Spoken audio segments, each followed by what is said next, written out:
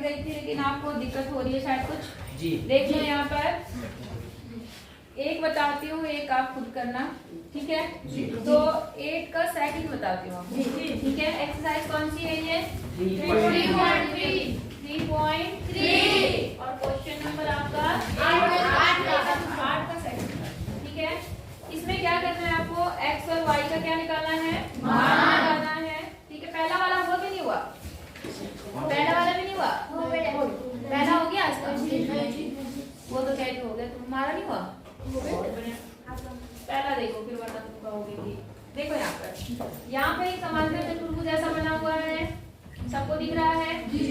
इसका नाम है S S N N U U G जी।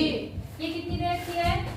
26, ये 18, ये 3 माइनस 1 और ये 3x।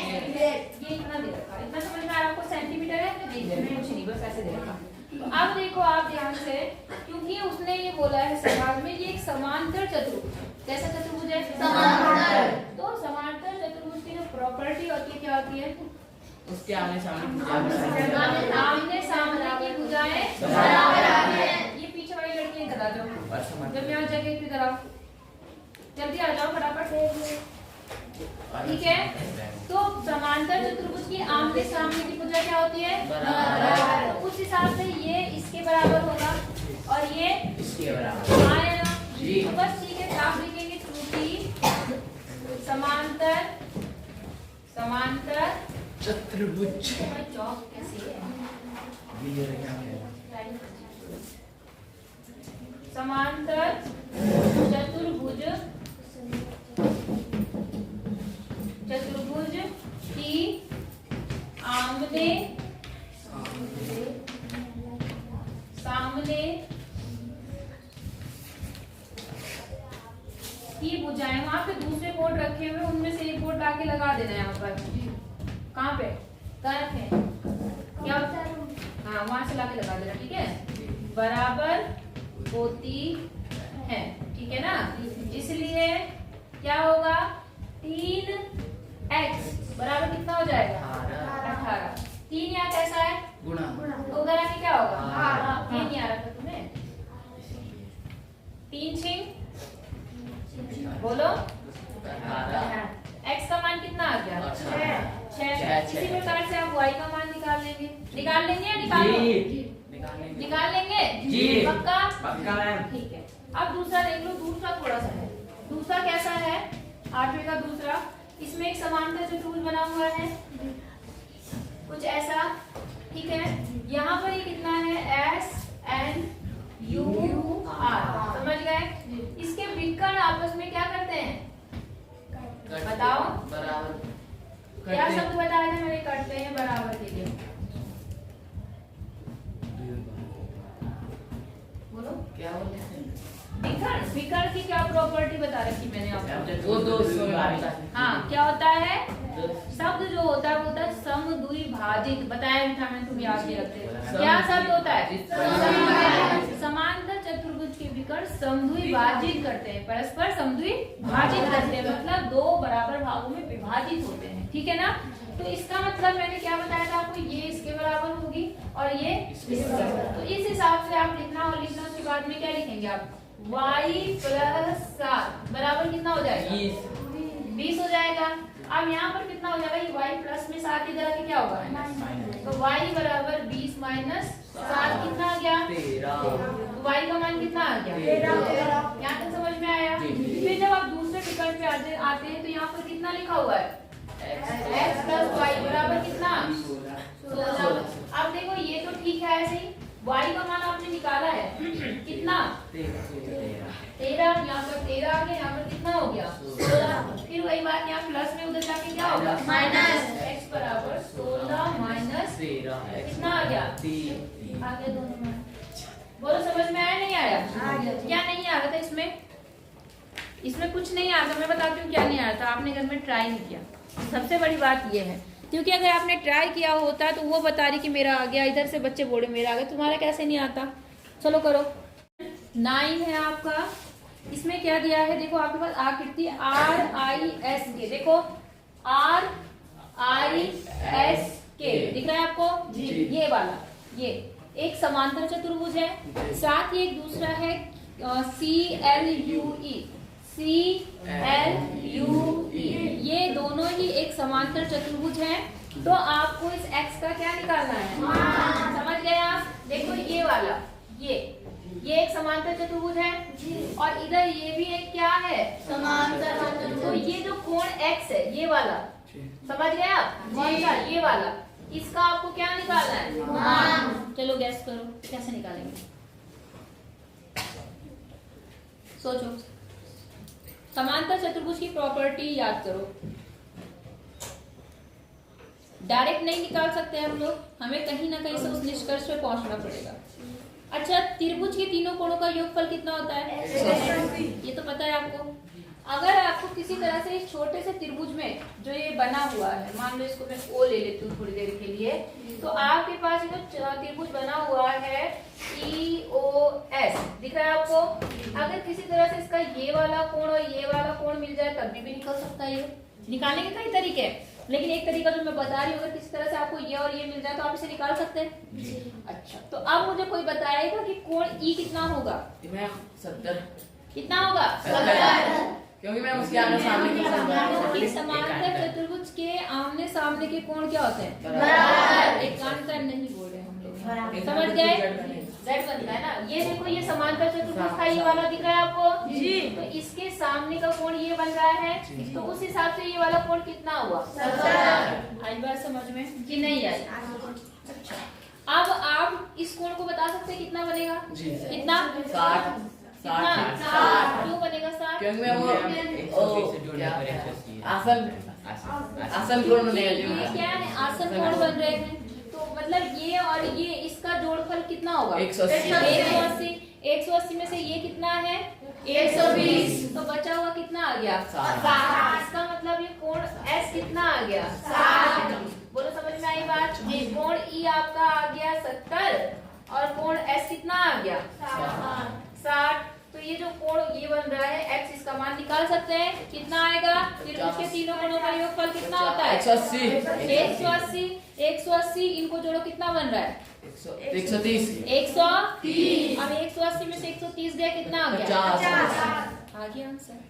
बोलो कर लेंगे जी, के बताना है, कर लेंगे ना। पहले आप कहना कि ये कोण इसके बराबर होगा, क्यों, क्योंकि ये जो ये त्रिभुज है CLUE एक समांतर चतुर्भुज है और समांतर चतुर्भुज के सम्मुख कोण क्या होते हैं, बराबर, इसलिए ये E वाला इसके क्या हो जाएगा, बराबर। दूसरा आप क्या कहना कि ये कोण और ये कोण जोड़ने पर कितना बनेगा, 180।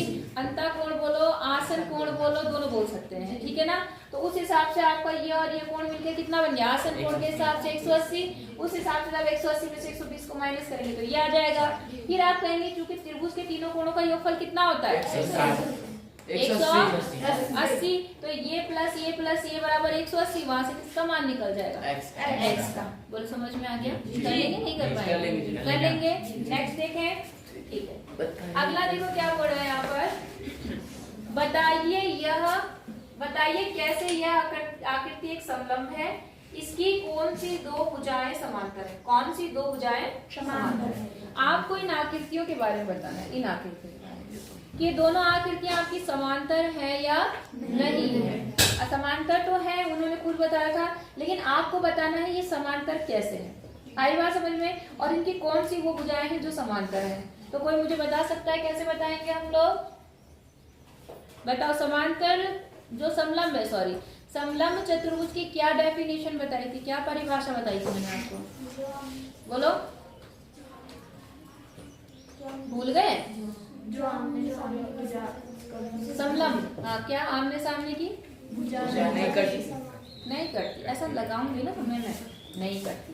समलंब की मैंने परिभाषा आपको बताई थी कि समलंब बोलते हैं किसको, जिसकी दो भुजाएं समांतर होती हैं और एक मतलब एक पेड़ समांतर होता है, एक युग्म तो समांतर होता है और दूसरा क्या होता है, असमांतर होता है। मतलब ये तो इसके समांतर है ये वाली, लेकिन दूसरी वाली असमांतर होती है, ये होता है समलंब। क्या होता है समलंब, जिसकी दो भुजाएं बराबर, समझिए समझे? जिसकी दो भुजाएं क्या होती हैं? समांतर होती है। बराबर नहीं बोलना कभी, समांतर होती है और दो असमांतर। समझ गए? ठीक है, तो यहाँ पे दो भुजाएं समांतर दिख गई आपको। अच्छा, एक और चीज समझो, जब दो भुजाएं समांतर होती हैं और एक रेखा उन्हें काटती हैं, तो यहाँ पर जो ये कोण बनते हैं, ये वाले, ये कैसे कोण बनते हैं? ये और ये कोण बता रखा मैंने आपको, अभी आपने यूज भी किया था। आसन कोण तो है ही है, साथ में इन्हें बोलते हैं हम लोग अंतःयुग्म भी बोलते हैं। क्या बोलते हैं? जब दो रेखाएं समांतर है और तीसरी रेखा से काटती है, इन दोनों का योगफल कितना होता है? 180। हमेशा 180 अंश होता है। समझ गए? जैसे समांतर में था, वैसे ही यहाँ पर भी, क्योंकि ये रेखा समांतर है और ये रेखा ऐसे काट रही है ना, तो यहाँ पर जो कोण बनेंगे, ये कोण जो आसन कोण बन रहे हैं यहाँ पर, इनका योगफल हमेशा कितना होगा? 180। बात समझ में आ गई? अगर ये इसके समांतर है तो, अगर समांतर नहीं है तो फिर ये चीज नहीं होगी। इतनी बात समझ में आ गई। अब आप अपने चित्र को देखिए, ये है आपके पास चित्र, दो चित्र दिखा रखे हैं आपके पास में। इन दोनों में देखो क्या बोल रहा है आपको। फिलहाल ये बात कर रहा है इस वाले के लिए, 3.26 के लिए, इस वाले के लिए ये बोल रहा है कि क्या ये बताइए कैसे यह आकृति क्या है? समलंब है और इसकी कौन सी दो भुजाएं क्या है? समांतर। तो आप यहाँ देखो, इसके दोनों आसन कोण कितना है यहाँ पर, और दूसरा 80। 100 और 80 कितना बना? 180 बन गया। और 180 बन गया तो आप कहेंगे, क्योंकि ये प्लस ये जोड़ने पर कितना आ रहा है? 180। जाहिर सी बात है ये भुजा इसकी क्या है? समांतर। बस बात समझ में आ गई कि नहीं आई? आप क्या कहेंगे, क्योंकि इसके अंतःयुग्मों का योगफल कितना है? 180, इसलिए जो इसकी भुजा NM है वो समांतर होगी के लाइन। नहीं समझे? कोई दिक्कत हो जाएगा? ठीक है। अब आकृति 3.27 की बात कर रहा है, दिख रहा है आपको? इसमें बोल रहा है कि मैं कोण C ज्ञात करना है। कौन सा कोण ज्ञात करना है? C। ये वाला C। ठीक है, जहां बता भी रहा है आपको कि AB ये वाली लाइन समांतर किसके है? DC। बहुत इजी है, कौन बता सकता है C का मान? फटाफट। दिख रहा है आपको? यहाँ पर ये 120 दिया है, इधर ये C पूछ रहा है आपसे, कितना होगा? 60। कितना? 60। क्यों होगा 60? क्योंकि आसन कोण है और अंतःयुग्म है और इनका योगफल हमेशा कितना होगा? 180। तो उसमें से एक 120 दिया है, तो दूसरा कितना होगा? 60। समझ में आ गया कि नहीं आया? इजी है, कर लेंगे। ठीक है, अगला देख लें, 12वां क्वेश्चन, लास्ट क्वेश्चन है आपका।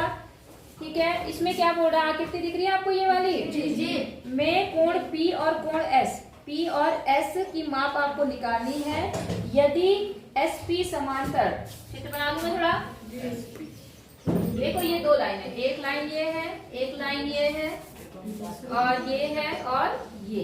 ठीक है, इसका नाम है P, Q, R और S। दिख रहा है आपको?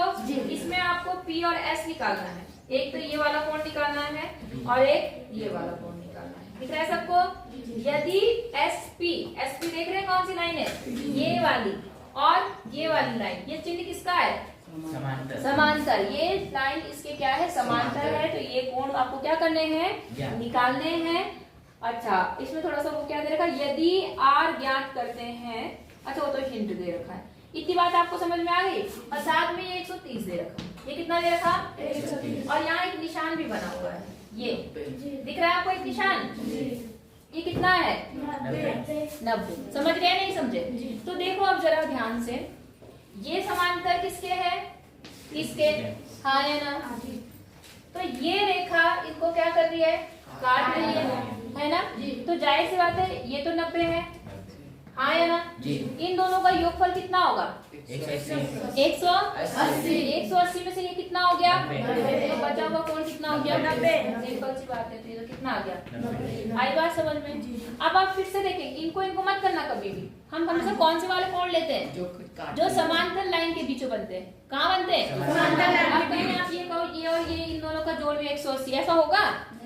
क्यों नहीं होगा? क्योंकि लाइन यहाँ टेढ़ी है, मतलब समांतर कौन सी है? ये और ये। तो हमेशा इसकी इनकी बात करेंगे। ठीक है, तो ये कोण तो निकल गया। अब यहाँ बताओ, देखो ये कितना है? 30। तो इसका और इसका योगफल कितना बनेगा? 180। क्यों? वही बात, अंतर युग्म है तो उस हिसाब से कितना बन जाएगा? 60। नहीं जी 50। 50। बोलो समझ में आ गया नहीं आया? पक्का बताओ। आ गया। ऐश्वर्या आया समझ में कि नहीं आया? लग तो नहीं रहा तुम्हें आया होगा, क्योंकि तुम पता नहीं किस बात पे हंस रही थी। किस बात पे हंस रही हो? तुम लोग को आ गया समझ में? जी। पक्का? जी। तो ये एक्सरसाइज आज आपकी खत्म हो गई, कल हम नई एक्सरसाइज स्टार्ट करेंगे। ठीक है? कोई दिक्कत यहाँ तक? ठीक है बेटा, कर लो सारा।